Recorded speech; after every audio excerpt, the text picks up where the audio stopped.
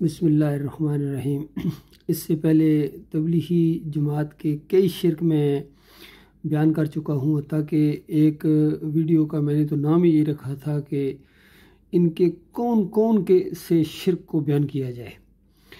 ابھی دیکھیے، جو ویڈیو بھی ان کا کسی طرز پر سامنے آتا ہے نا، عقل حیران ہو جاتی ہے کہ دیکھیے کس طرح دین کا انہوں نے حلیہ بگاڑ دیا ہے۔ ابھی یہ کیا نام ہے، سعید انور صاحب ہیں، وہ بیان کر رہے ہیں ایک جگہ کتنے دور دور سفر کر کے جاتے ہیں، کتنے لوگ ان کو سنتے ہیں، اور انہوں نے یہاں تک ابھی کہہ دیا کہ دیکھو جنہوں نے یہ تبلیغی جماعت بنائی تھی وہ کہہ رہے تھے، یا یہ خود اپنی طرف سے بھی کہہ رہے تھے کہ اگر اس کا نام ہم رکھتے ایمان کی جماعت، یعنی ایمان بنانے والی جماعت، تو پھر کوئی یعنی مبالغہ آرائی نہ ہوتی۔ لیکن ایمان کی ایک ایک چیز کا انہوں نے حلیہ بگاڑ دیا ہے۔ ابھی دیکھیے یہ کیا بیان کر رہے ہیں، یہ سمجھ رہے ہیں یہ سنت ہے، یہ کوئی دین کی بات کر رہے ہیں۔ ابھی آپ خود سنیے، پھر اس کے اوپر میں تبصرہ کروں گا انشاءاللہ۔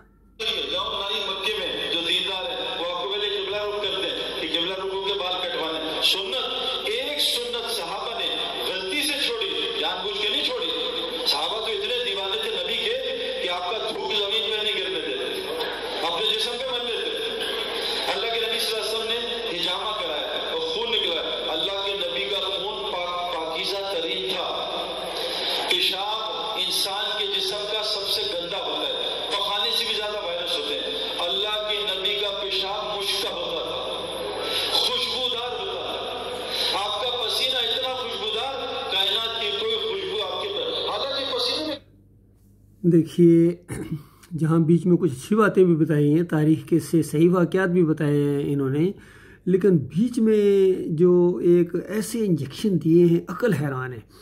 بھائی یہ خاص موقع کے اوپر نبی علیہ السلام جب صلح حدیبیہ کا موقع تھا، وہاں نبی علیہ السلام جب وضو کرتے تھے تو وضو کا پانی صابانی نیچے گرنے دیتے تھے، کیونکہ اس سے پہلے جو وہ قاصد آیا تھا معاہدہ کرنے والا، اس نے کہا تھا اے نبی، یہ لوگ تمہیں چھوڑ دیں گے اور ان کے بھروسے کے اوپر ہمارے ساتھ اتنی زیادہ جنگ نہ کرو۔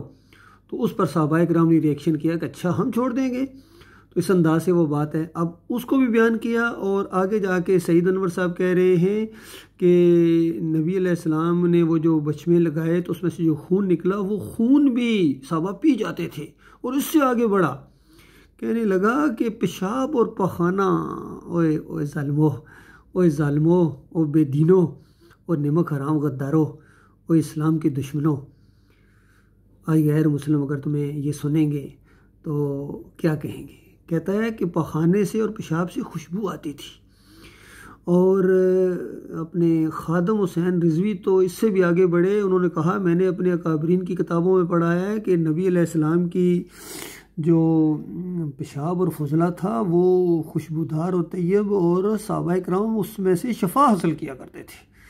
اندازہ لگاؤ اللہ کے بندو، یہ انہوں نے دین کا رخ پیش کیا ہے پوری دنیا کے سامنے۔ جب آپ یہ محسوس کرتے ہوں گے کہ یہ وہ دین ہے، یہ صحابہ اس طرح کیا کرتے تھے، تو یہ ہے تبلیغی جماعت، گندی ترین جماعت، مشرک ترین جماعت، شاید ہی اس سے زیادہ غلیظ عقیدے والی کوئی جماعت اس زمین کے اوپر قائم ہوئی ہو۔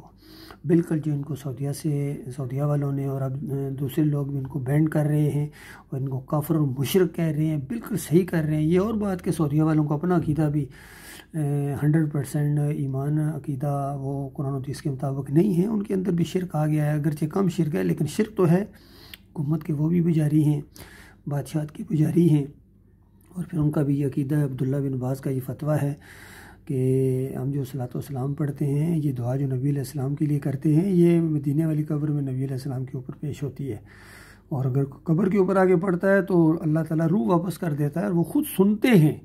اس طرح ان کا یہ مشرکین، حالانکہ ہمارے سارے اعمال جو ہیں وہ اللہ کے یہاں پیش ہوتے ہیں، صلاۃ و سلام کے ہوں۔ نبی علیہ السلام کو جو ہم دعا دیتے ہیں اللہم صلی علی محمد، یہ تو ہم اللہ کو کہہ رہے ہوتے ہیں، تو یہ اللہ کے پاس دعا جاتی ہے۔ توحید کی سب سے بڑی دعا ہے، بلکہ کہ ایسا آخری امت کے لیے یہ چیز بتائی گئی ہے کہ تم جب اپنے نبی کے لیے دعا کرو گے تو کچھ تھوڑا سا اگر شعور ہے تمہیں، تو تمہیں یہ احساس پیدا ہوگا کہ ہم نبیوں کی بندگی کرنے والے نہیں ہیں، بلکہ اپنے مالک اور خالق کو پکارنے والے ہیں، کہ اپنے نبی کے لیے ہم دعا کر رہے ہیں۔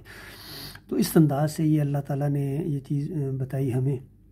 لیکن آج سب کا یہ بریلوی ہوں، دیوبندی ہوں، اہل حدیث ہوں، سلفی ہوں، جو بھی ہوں، آج زمین کے اوپر کوئی ایک مسلک، ایک جماعت، کوئی ایک ملک ایسا نہیں ہے جس کے اندر 100% ایمان کے ساتھ صفائی اور توحید 100% ہو۔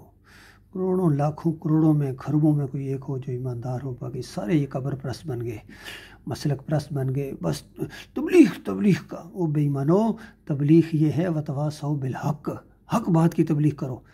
اب دیکھو یہ سید انور پتہ نہیں کہاں کتنے دور گیا ہے اور وہاں جا کے یہ بتا کے آیا کہ نبی علیہ السلام کا فضلہ اور پاخانہ جو تھا وہ بھی پاک اور طیب تھا اور خوشبو آیا کرتی تھی وہاں سے۔ بتاؤ پھر نبی کے بندو، پھر نبی علیہ السلام وضو کیوں کیا کرتے تھے بتائیے؟ نبی علیہ السلام تو سب سے زیادہ نفاست پسند تھے، طہارت پسند تھے۔ ہوا بھی خارج ہو جائے تو اس میں وضو لازم ہو جاتا ہے، یعنی نماز کے لیے وضو کیا کرتے تھے۔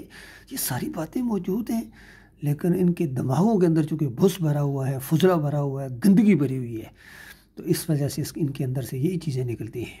سب کی کتابیں پڑھو، صوفیوں کی کتابیں پڑھو، ان کی کتابیں پڑھو، گند سے گند، شرک سے شرک۔